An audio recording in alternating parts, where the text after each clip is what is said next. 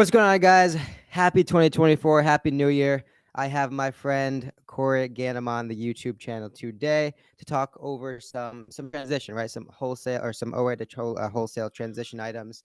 But what's going on, Corey? Happy New Year. How we feeling? Yeah, happy New Year, man. First of all, appreciate you having me on the channel. I'm feeling good. It's 2024. Year's off to a good start. Got some good stuff in the, in store, and I'm looking forward to getting after it. Cool. Good stuff. I'm super excited to kind of chat with you today about sort of that transition into wholesale. Obviously, we're in January. I know a lot of people listening to this, viewing this, are going to be coming off a sort of a euphoria of Q4, specifically when it comes to OA, a lot of compounding, a lot of profitability that we have probably seen over the past couple months. And the next step is, okay, well, how do I continue to build? How do I continue hmm to scale this business? And a lot of times, that mindset then kind of turns to, okay, what does wholesale have to offer? How can I start that transition into wholesale, and what does that kind of entail tactically, right? So speaking from the perspective of January, beginning of January, coming off OA, coming off Q4, how do we approach that sort of transition, or what are the first couple of steps to really set us up for success? Yeah, that's a good question. So I assume like a majority of your audience is probably OA sellers, right? And so January is a great time of year for OA sellers because you've got a ton of cash in the bank from your December sales. Chances are a lot of that money was profit, and now you're looking for a way to deploy that profit into other profitable products on the OA side or possibly add wholesale to the mix. So if you're already a successful OA or even a retail arbitrage seller, you're in a really good position to capitalize on wholesale. And making that transition is actually a lot easier than you probably expect. So just a very tactical strategy that if I was where we are today, it's January, if I was an OA seller and I already have a portfolio of products that I'm selling arbitrage, then that's where I'd start, right? So chances are you've got a portfolio of brands that you're already carrying. Now, instead of sourcing those brands at the retail outlets that you normally buy them at, let's start looking for wholesale suppliers for those products. And there's pretty much two directions you can take. So if you're carrying a lot of big brand name products, and when I say big brand names, I'm talking about Procter and Gamble, General Mills, these huge national corporations, it's going to be pretty difficult to get a direct wholesale account with those companies. So what I would do instead is I would call up those companies just like I normally would, but instead of asking for a direct wholesale account, I would ask them to put me in touch with a authorized distributor in my area, right? So chances are they're going to say, "Oh yeah, well, you're located in Charlotte, North Carolina. Here, we've got 3 distributors in Charlotte that carry our brand." Right? And then better yet, they might even be willing to make you an introduction to those distributors. So when that happens, now you got walked into the door to a potentially profitable distributor, and the chances are very high that that distributor is going to carry other profitable brands in addition to that one that you initially contacted them about, right? So that is one way that you could take it. That's assuming you're carrying a lot of big brand name products. Now, chances are you also carry some brands that might be smaller or maybe mid-sized, basically any brand that you would have to like Google the name to figure out what they are. And in those cases, you will have a lot more success going directly to the manufacturer and just asking for a direct wholesale account, right? So let's say you're buying those brands for resale from Walmart or from Target or from your normal online arbitrage sources. Literally Google the company name, call them up, say, "Hey, I own a retail business. I'm looking to purchase some of your products for resale." And since you already know which products of theirs sell because you're already carrying them, you could say, "Yeah, I have the exact SKUs that I want to buy. I have the exact quantities that I'm looking to buy. I'm just like looking to get in touch with someone in sales," right? And it's a very easy conversation from there because you know exactly what you want, and they're going to take you a lot more seriously. Now, to the OA seller that maybe only has experience in Under Armour, Adidas, Nike, Puma, like the name brand, big brand clothing, shoe, apparel brands, right? Maybe hmm not in necessarily in grocery or beauty, right? Obviously, we know Nike isn't necessarily super wholesalable, so they don't have that necessarily brand exposure in some of these other categories. What's the next step look like for them? What sorts of maybe categories, what sorts of brands should they be looking at and kind of approaching in that regard? Yeah, and so that's a good point, right? Because those brands like Nike, Adidas, Under Armour, you can't really buy those at wholesale, right? It's my understanding that those manufacturers only sell directly to the big box retailers and possibly some other very large retailers. So your best bet, if those are the kinds of products that you normally carry, is to make a small pivot, right? That doesn't mean stop selling those products OA. If you're making money doing it, keep doing that. But if you want to add wholesale to the mix, you're going to have to take a slightly different approach. And my recommendation to people is always to start with what you know, right? So if you're a successful shoe seller or apparel seller, well, then you can still sell shoes and apparel buying it at wholesale, but you're just going to have to sell some different brands, right? It's not going to be Nike, it's not going to be Under Armour. So if you have experience with shoes and apparel, start looking for some of these maybe up and coming shoe brands or up and coming apparel brands, or even some more established shoe or apparel brands that are accessible via distributors or directly from the manufacturer, right? So that's an avenue that you could take, or you could pivot in a completely different direction and just choose an entirely different category or subcategory to try to break into, learn the brands there, and take the same approach, right? Where if it's a big national brand, reach out to the brand and ask for a distributor, or if it's a smaller to mid-sized brand, just reach out directly to the brand and ask for a wholesale account there. That's a good point, right? Because it's not necessarily that we're saying completely stop everything that's worked, all your bread and Definitely butter, don't and do pivot, that. Yeah, right?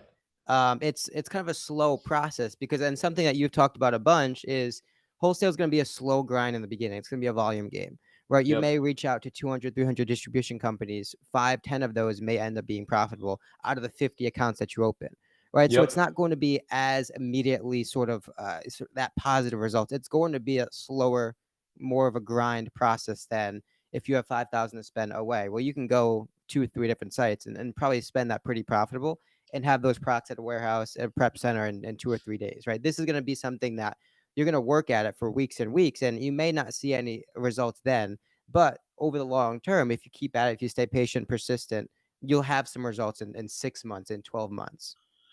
Exactly. And that is exactly how I like to explain wholesale to people that are either on the newer side or they only have experience with arbitrage, right? So the way I see wholesale compared to arbitrage is wholesale is a lot more upfront effort for a little bit of an easier time down the road, right? Whereas online arbitrage or retail arbitrage, it's not necessarily as much upfront effort because, like you said, you could find profitable online arbitrage products within a couple of hours, sometimes within a couple of minutes, have an order place and have the products at your house within the next couple of days. But you've got to do that every single day over and over again. There's no way to, create I guess renewable opportunity there. You're always looking for the next product. Whereas with wholesale, you open the account, which takes time.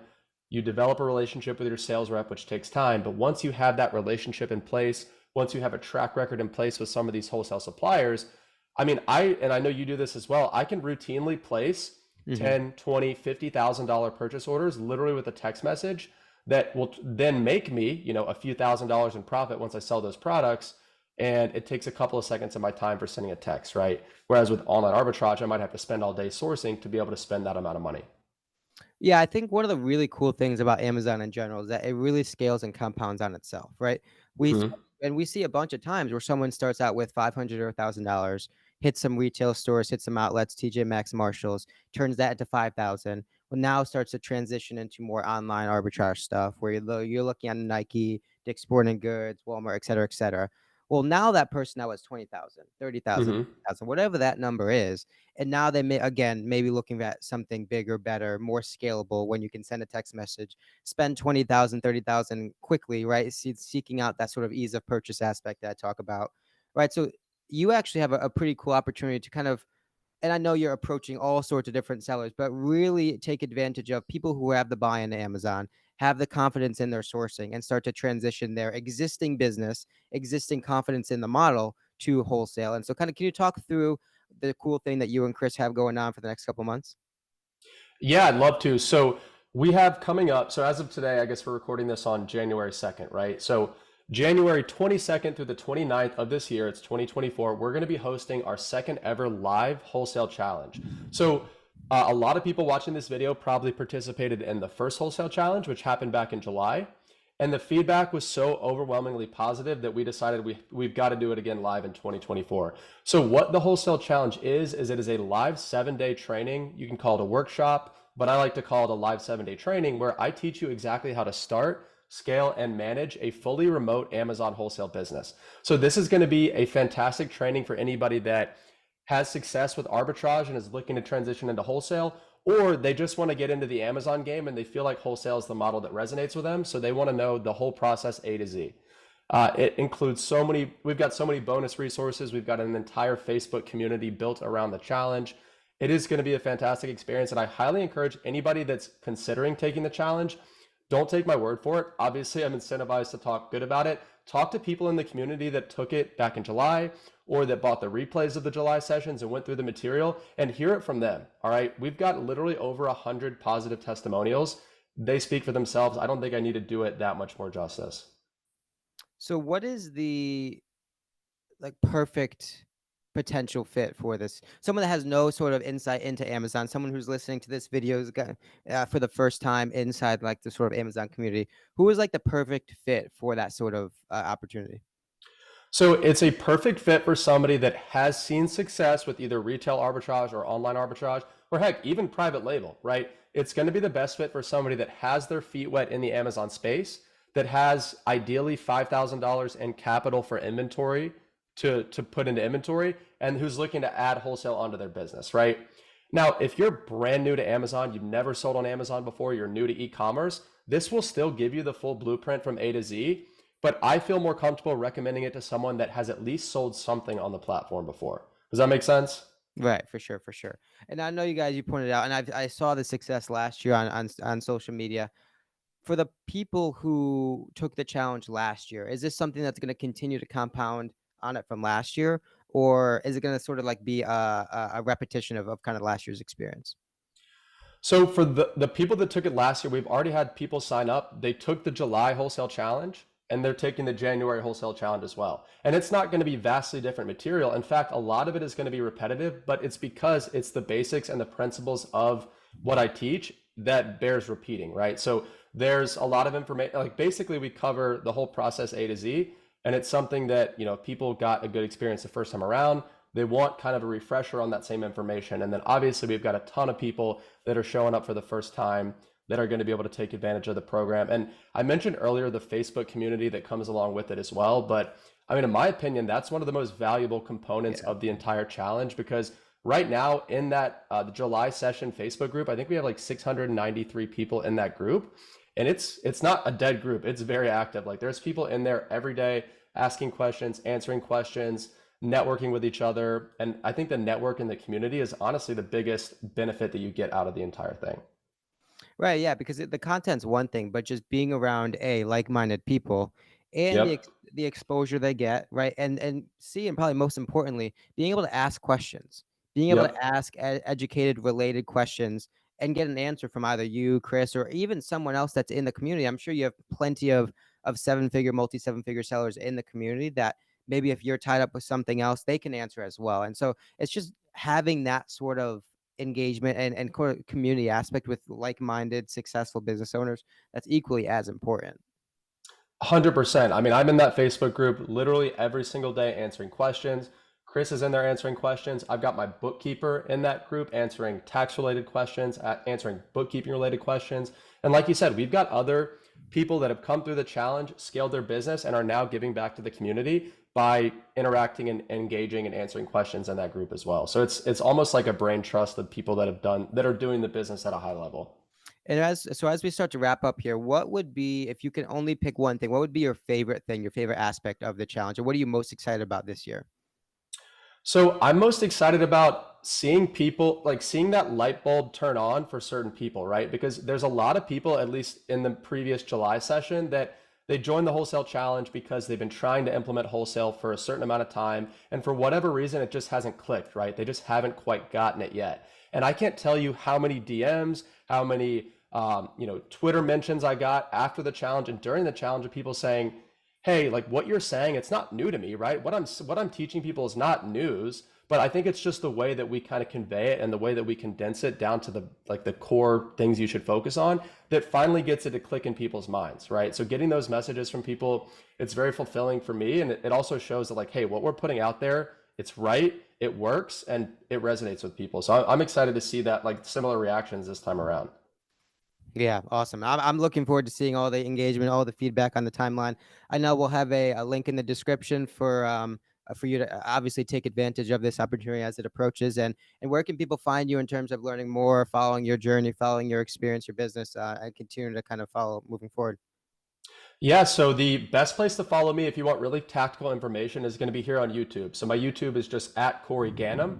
And then if you want to join us for the challenge, I highly recommend using the link in the description of this video, of Garrett's video, because that's going to give him a small kickback. But if you want to hear just more information in general, you can head over to wholesalechallenge.com. All the information's there. And like I said, the live session is going to be taking place January 22nd through the 29th. And if for some reason you can't attend the live session, don't worry, because the whole thing is going to be recorded, and anybody that signs up is going to get unlimited lifetime access to those recordings as well. Sweet deal, man. Well, thanks for joining me. Happy New Year, and looking forward to kicking it moving forward. Me too, man. Appreciate you having me. Good stuff.